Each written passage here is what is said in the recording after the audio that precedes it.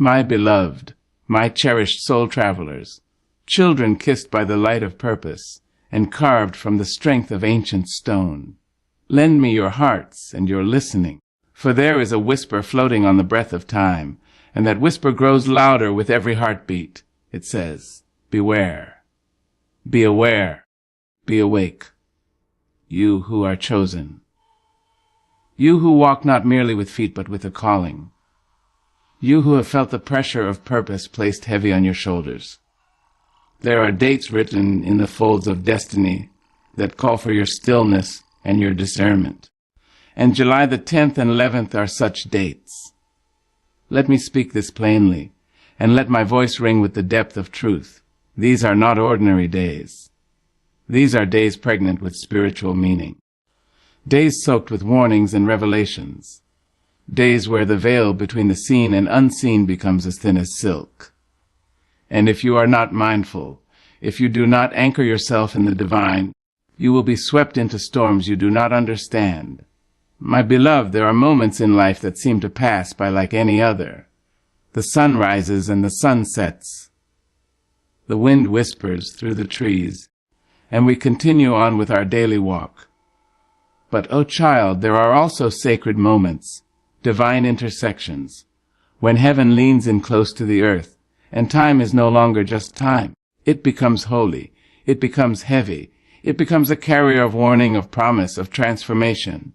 And July 10th, my dear, is not just a day on the calendar. It is a spiritual gate.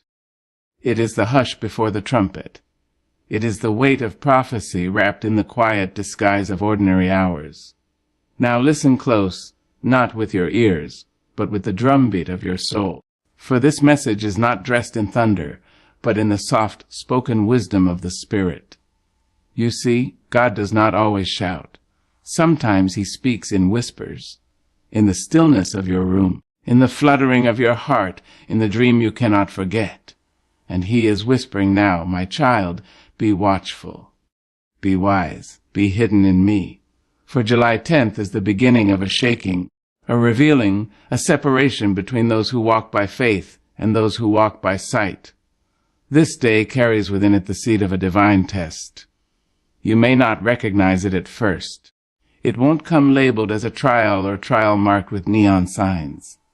It may come through a conversation, an unexpected message, an invitation that feels right but isn't righteous. It may come wrapped in opportunity, cloaked in urgency. But, oh child, not everything good is from God, and not everything loud is worthy of your attention. Heed this, chosen one. The enemy knows who you are. He has studied your rhythm, your weaknesses, your patterns. He is cunning and he is timely. Just as God appoints seasons for your elevation, so too does the adversary set traps with dates in mind. And July 10th is a day he has marked, not to destroy you in the open, but to distract you in silence, to pull your eyes off the road and onto the detour, to get you so caught in emotion that you miss the motion of God. On this day, the spirit realm will be thick with activity. Angels will be dispatched. Demons will be watching. Decisions will carry more weight than they appear. A simple yes or no could shift your next season. But if you're tuned into the frequency of the Holy Spirit, if you pause, if you pray, if you sit still when everything in you wants to run, you will hear the instruction. You will sense the danger. You will be preserved. I know this kind of silence is hard. I know it goes against the rhythm of the world. But the stillness God requires of you on this day is not weakness. No, child. It is your warfare. Your refusal to react is your strength. Your decision to pray before moving is your protection. While others are making noise, you will be making room for God to move. Understand me now. This is not a day for declarations on social media. This is not a day to prove yourself to people who already misunderstand you. This is not a day to fight battles God never asked you to engage in. This is a day to withdraw. A day to cover your family in prayer. A day to cancel meetings and silence the noise. A day to anoint your head with oil and whisper, Lord, hide me under the shadow of your wings. Do not think this warning is for someone else. Do not assume that because your life looks calm, the storm has passed you by.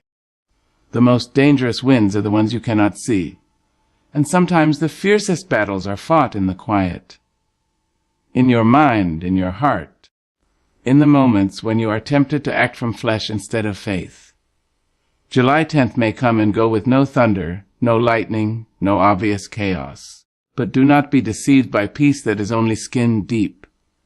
For some, the storm will begin inside, a whisper of doubt, a rise of anxiety, a sudden offense that stirs up old wounds. That's the enemy knocking at the door. But you must not open it. You must remember who you are. You are a chosen one. You are covered. You are called. And that means some battles are beneath you. Some conversations are beneath you. Some responses are beneath you. If you can endure the stillness, if you can resist the urge to move without God's green light, you will find yourself protected from something you didn't even know was hunting you. Some of you will look back months from now and say, "My God, I almost stepped into a trap. But God kept me still." That's what this is about, not fear, preservation, not panic, positioning. Child, there are blessings assigned to your name. There are breakthroughs hanging in the heavens with your face written on them. And the enemy knows he can't take what God has ordained. So instead, he tries to make you forfeit it with one moment of blindness, one day of rebellion, one act of disobedience. But not this time, not this season, not on July 10th. This is the day where wisdom will guard your soul, where restraint will crown your head with favor, where silence will be your sword. Don't be afraid to step back. Don't be ashamed to say, "Not today. I'm listening for God." Don't be embarrassed to fast, to pray, to cancel everything and rest in His presence. This is your moment to show heaven you are ready for the next level, that you trust God more than your plans, that you would rather disappoint man than disobey your Maker, that you understand obedience is the doorway to safety. So take this day, honor it, hollow it out and fill it with worship. Make it a sanctuary, make your home a tabernacle, speak softly, move slowly, listen deeply, because the Lord is passing by. And those who are watching, those who are listening, those who are still, will find that this day will not break them, it will bless them. And that, my child, is the truth wrapped in grace. There comes a time, child, when the sun rises not only on your skin, but on your spirit. A time when heaven doesn't simply look down on you. It leans in. It listens to your heartbeat, watches your breath, examines your silence, and waits. And on July 11th, heaven will not just watch. It will weigh. It will measure what your hands hold and what your heart hides. And the question hanging in the spiritual air is this: will you be ready, or will you be reckless? Let me wrap this truth in velvet for you. July 11th is not to be taken lightly. It is the echo of July 10th, yes, but it is also its own warning bell, its own sacred alarm. While July 10th whispers to your soul, July 11th tests it. It is not the quiet before the storm. It is the storm, wrapped not in thunder but in choice. The choices you make on this day will either water your garden or set fire to the seeds you've been planting. Now don't misunderstand. I do not speak this to scare you. Fear is not my gift to give. What I offer you is a lantern, a light for your feet, so that you may not stumble when the path grows dim, because this day, child, is one of spiritual decisions cloaked in natural distractions. The enemy is subtle. He will not shout in your face. He will tap on your shoulder and offer you comfort that costs your calling. He will not show up with horns and fury. No, he will arrive in the form of familiarity, urgency, desire, or convenience. He will not ask you to abandon God. He will simply nudge you to delay your obedience. And you must be wise enough to see it, wise enough to resist the sugar that hides the poison. Some of you will be tempted on this day, not with sin in the obvious sense, but with the sin of settling. You will be offered something almost right, almost divine, almost holy. But beloved, almost is not enough. Almost is the language of compromise. And compromise is the slow death of the chosen. You cannot wear the crown and still dance with the crowd. You cannot walk in light and entertain what thrives in darkness. And on July 11th, that choice, that line, will present itself. You must ask yourself, who am I when no one is looking? Who am I when pressure wraps itself around my shoulders? Who am I when I'm offered what I prayed for? But not in God's timing, not in His way. Oh, beloved, God is not a magician. He is not here to rush just because you are impatient. He is a sculptor, and you are the clay. And on July 11th, He may test your shape. He may press into the parts of you that still resist surrender. He may show you what you have not healed. And you may feel the heat, but the heat is not punishment. It is purification. Some of you will be called to walk away from things on this day. Relationships that drain more than they fill. Jobs that pay you but rob your peace. Habits that have become rituals. Conversations that sound sweet but carry the poison of gossip. God will ask you to release it, not because He is cruel, but because He knows what's coming. He knows what cannot go with you into your next season. He knows what will become a chain around your ankle if you do not let go now. Others will be called to step up, to speak when silence has become your safety net, to pray when the world says, just push through, to say no when everyone around you is clapping for your yes, to do the hard thing, the holy thing, the hidden thing, because July 11th is about obedience that costs something. This day will not bow to your comfort. It is not here to entertain you. It is here to elevate you, but only if you're ready to let go of what cannot rise with you. I've seen it with my own soul eyes, child. People standing at the edge of breakthrough, hearts trembling, hands open. But fear whispers, and they step back, they walk away. And they spend years wandering, wounded, not because God changed His mind, but because they didn't recognize the day of their visitation. Do not let July 11th pass you by. There will be a sound in the Spirit that day, not loud, but deep, not noisy, but known. You will feel it in your belly, in your bones, in your breath. It might come as a sudden uneasiness, or a moment of clarity, or a silence that wraps around you in the middle of noise. That's your cue, child. That's your instruction to pause, to pull back, to ask heaven, what would you have me do? Because this is a day of divine decisions, and delayed obedience will become disobedience. Now I know we live in a world that loves to rush, that demands quick answers, instant movement, public declarations. But that's not the language of the Spirit. God is not rushed. He is ready. And He wants you to be the same. So take this day and make it a sanctuary. Rise early and pray before your feet touch the floor. Guard your tongue. Speak only what uplifts. Guard your heart. Do not open it to every passing voice. Guard your spirit.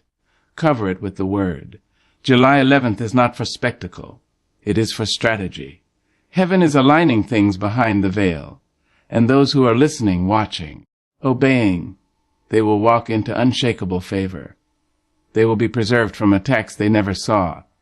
They will avoid entanglements that looked like blessings. So I say again, not in fear but in fire, don't miss this day. Don't brush it off like ordinary. Don't dress it in routine. Don't let your calendar rule your calling. Cancel the meeting if you must. Silence the phone, still the noise. God is moving, and He does not wait for latecomers. On July 11th, remember this: your posture will determine your protection. Your discernment will shape your destiny. Your obedience will unlock overflow. And if you choose well, if you trust Him even when you cannot trace Him, you will find yourself walking out of that day lighter, clearer, and kept from danger, kept from deception, kept from delay. And oh, what a beautiful thing it is to be kept by God. Let this be your testimony. Let it be your vow. On July 11th, may you not just survive, May you align. And may heaven smile because you listened when others laughed. You paused when others rushed. You obeyed and were elevated. There is a moment in every soul's journey when the curtain between heaven and earth sways, just slightly. A gentle breath of God passes by, and the atmosphere changes. You may not see it with your eyes, but your spirit feels it. A stillness in the air. A tightening in your chest. A whisper in the winds that once passed over you quietly now seems to speak with intention. And that moment, my child, is not random. It is sacred. It is designed to awaken you. Because every chosen one, every anointed soul who bears the fingerprints of the divine, is given days when God does not just speak in sermons or scriptures, but in the rhythm of time itself. Yes, baby, time speaks. And when July 10th and 11th stretch themselves across the sky, time is speaking with urgency, with warning, with holy fire. You must understand, precious one, that you were not born to drift. You were not created to wander without wisdom. God placed his breath in your lungs, yes, but he also placed purpose in your bones. And when heaven marks a day on your journey, it is not for decoration, it is for decision.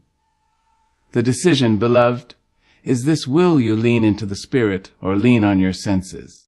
The world will try to tell you there is nothing special about these days. It will offer its distractions. It will wave its glittering banners of noise and temptation. But these are not days to dance with distraction. These are watchman days. Days that require the eyes of the Spirit, not the logic of the flesh. You see, some dates carry spiritual assignments. They are not about time passing. They are about destiny aligning. There are days when what you do, or do not do, determines what God can release into your life. And for the chosen ones, July 10th and 11th are such days. This is when the spiritual realm is active. This is when destinies hang in balance. This is when angels move with precision and demons search for entry points through your emotions, your assumptions, your fears, and your laziness. Yes, I said laziness, because in these moments, disobedience often hides beneath comfort. God calls us to rise early and pray, and we hit the snooze button. He tells us to close our mouths, and we defend ourselves instead. He nudges us to be still, but we run because movement feels easier than obedience. And so we miss it. We miss the shift. We miss the warning. We miss the blessing meant to be birthed through stillness.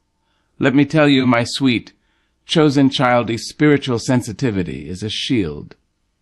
When you are sensitive to the Spirit, you don't just survive. You discern. You don't just pray. You perceive. You feel the shift before it speaks. You see the snare before it snaps. You move only when heaven moves. On these days, July 10th and 11th, you are being invited into heightened awareness. God wants to whisper secrets into your soul, but he can't speak if your ears are full of noise. He can't guide if your heart is busy chasing comfort. These are days to fast, not just from food, but from the world's distractions. Fast from foolish talk. Fast from idle scrolling. Fast from people who only drain and never pour. Fast from anything that numbs your soul instead of nourishing it. Because God is speaking. He is speaking in silence. He is speaking in stillness. He is speaking in the tug on your spirit, the goosebumps on your skin, the dream that lingers long after the morning light. And this is not for everyone. No. This message is for the watchmen, for the intercessors, for the prophets, for the ones with fire in their bellies and oil on their heads. It is for those who walk the narrow road, the hard road, the holy road. You may feel alone. You may feel misunderstood. You may be tempted to ignore the tug on your soul and follow the crowd instead. But I'm here to tell you, as one who has walked through shadows and survived storms, there is protection in your posture. When you slow down, when you bow low, when you seek God with your whole heart, especially on days like these, he meets you, not always with fireworks, not always with thunder, but with peace, with clarity, with a knowing that cannot be shaken. And that knowing, child, is your weapon. It is your light in dark rooms.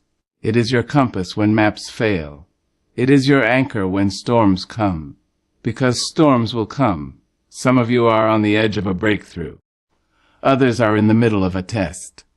And some are unknowingly being watched by heaven to see if you are ready for what you've been asking for. Not by your talents, not by your loud praise, but by your discernment, by your obedience, by your stillness on days when the world wants you to move. So I say this to you now with love wrapped in fire. Don't move unless God says move. Don't speak unless God says speak. Don't decide unless you have first discerned.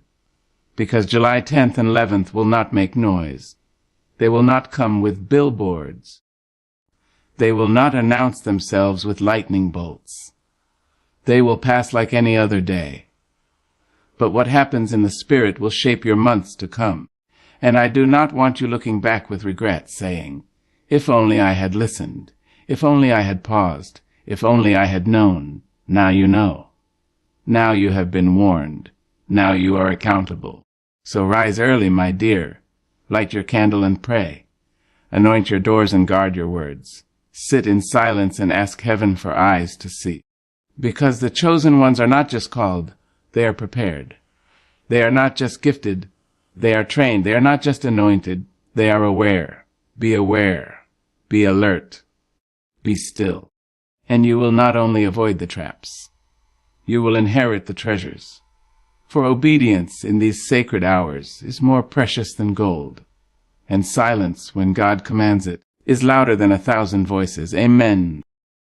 There is something sacred about knowing when to be silent, something holy about understanding that not every battle deserves your sword, not every insult deserves your response, not every invitation deserves your presence.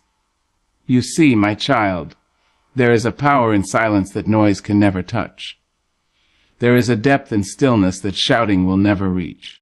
And during divine seasons, such as July 10th and 11th, silence becomes your sanctuary, your weapon, your shield, and oh, your deliverance. Let me speak to you plainly, with the love of a mother and the wisdom of one who has seen what loudness often loses. There are times when God does not want you to defend yourself. Not because you are weak, but because He is already defending you. He is fighting for you in places you cannot see, behind closed doors, in unseen realms. While your enemies speak, God is silencing them with truth they cannot outrun. But He needs you to be quiet.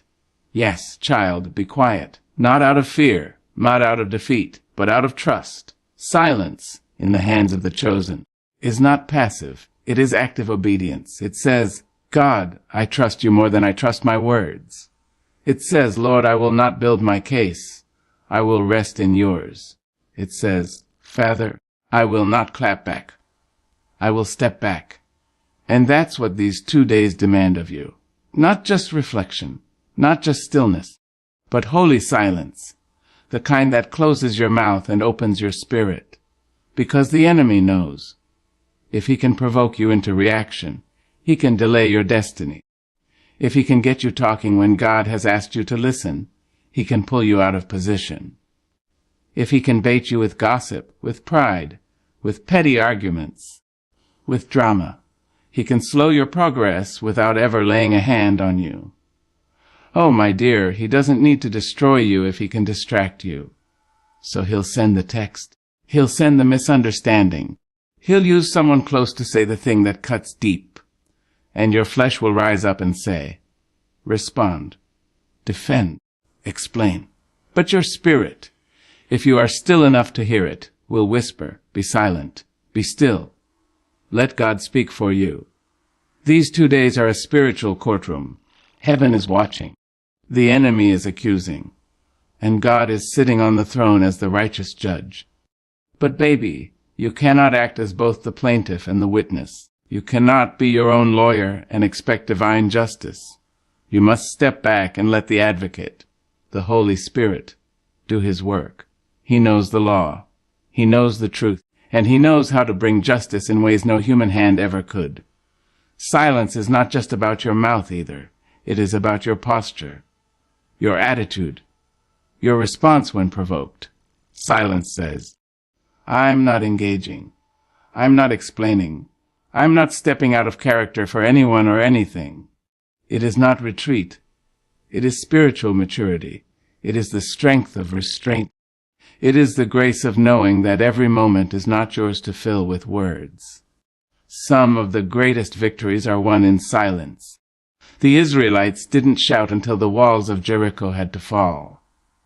Jesus didn't argue when Pilate questioned him, because he knew the cross was his assignment, not the courtroom. And you, beloved, must know when to speak and when to be silent. These days are filled with traps of offense. The enemy will use familiar voices, ones you love, ones you trust, to trigger old wounds, to stir buried pain. And if you are not careful, you will speak from your wound instead of your wisdom. But God is saying, hush, my child. Do not war with your words. Rest in me. I am doing more in your silence than you could ever do with your strength. Oh, what a beautiful kind of trust that is, to know God has already seen the setup, to know He's already disarmed the trap, to know He's already turned the crooked path straight.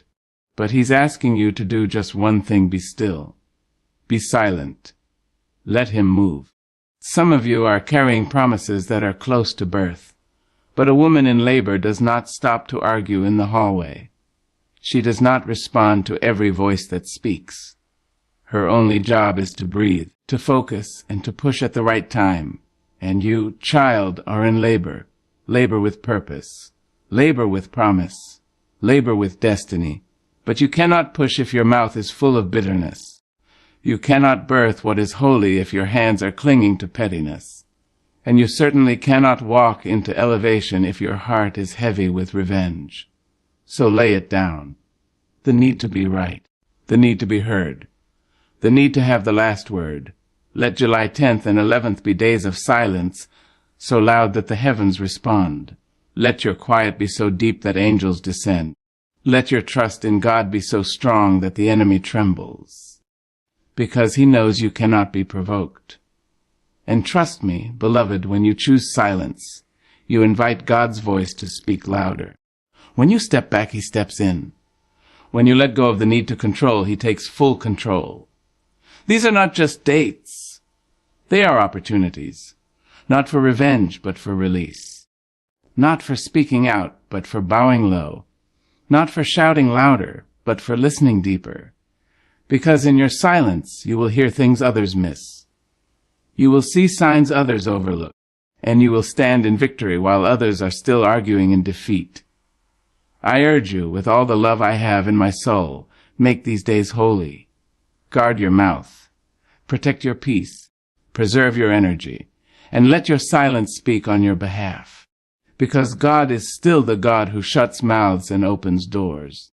And He will do both, if only you remain silent long enough to let Him. There is something powerful, something eternal, about a soul that obeys God before the evidence. A soul that trusts the whisper over the thunder. A soul that says yes without needing all the reasons why. And child, in times like these, in sacred hours wrapped in the quiet of July 10th and 11th, it is not your noise that will unlock the promise. It is your obedience. Obedience is not easy.